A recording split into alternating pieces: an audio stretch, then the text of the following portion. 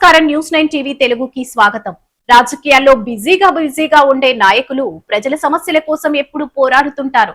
కానీ అదే నాయకుడు చిన్న పిల్లల దగ్గరికి వెళ్ళినప్పుడు ఆ రూపమే వేరు. సైకిల్ దొక్కాలనే తోని కదా, ఎట్లా దొక్కాల, ఇది లేదనుకో ఎట్లా, నేను ఇచ్చేది లేదనుకో ఎట్లా,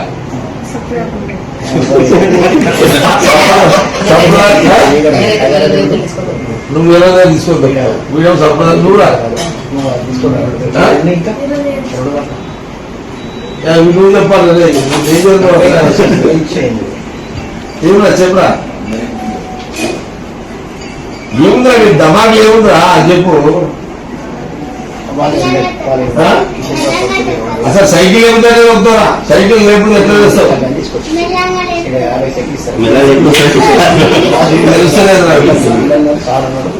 రాంగ్ సైడ్ ఫోన్ పెట్టేది అయితే విన్నారు. అయితే ఆ 100 రూపాయల ప్రతి నోటు తీసుకొని ఇక అది అప్పుడు ఎట్లా చేసి ఐడియా లేదు. ఇక సైకిల్ 2 నెలలు 3 నెలలు 4 నెలలు 100 రూపాయల ప్రతి 2. అవును, తాజాగా జగ్గారెడ్డి తన ఇంటికి వచ్చిన చిన్నాళ్లతో చాలా సరదాగా గడిపారు. ఆ విశేషాలు ఇప్పుడు చూద్దాం.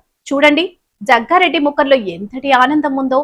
మాకు సైకిల్స్ కావాలి అని అడిగిన చిన్నాళ్ల కోసం ఆయన స్పందించిన తీరు నిజంగా అభినందనీయం. రాజకీయ నాయకుడిగా ఆయన చేసే పనులు ఒకెత్తైతే, ఇలా చిన్న పిల్లల కోరికలను నెరవేరుస్తూ వారితో కలిసి నవ్వుతూ గడపడం మరో ఎత్తు. జగ్గారెడ్డి పిల్లలతో మీరు చదువుకోవాలి, బాగా పెరగాలి, మీ ముఖంలో ఈ చిరునవ్వు చూస్తుంటేనే నాకు చాలా సంతోషంగా ఉంది, మీరు అడిగినా తప్పకుండా ఇస్తాను, కానీ మీరు మాత్రం బాగా చదువుకోవాలి, సరేనా? పిల్లల మాటలను ఎంతో ఓపికగా వింటూ వారికి ధైర్యాన్ని ఉత్సాహాన్ని నింపుతున్నారు జగ్గారెడ్డి.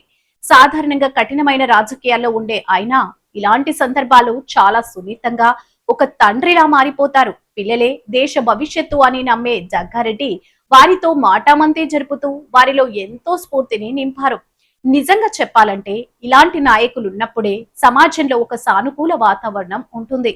చిన్నారుల పట్ల జగ్గారెడ్డికున్న ఈ ప్రేమ, ఈ ఆప్యాయత ఎంతో మందికి స్ఫూర్తిదాయకం.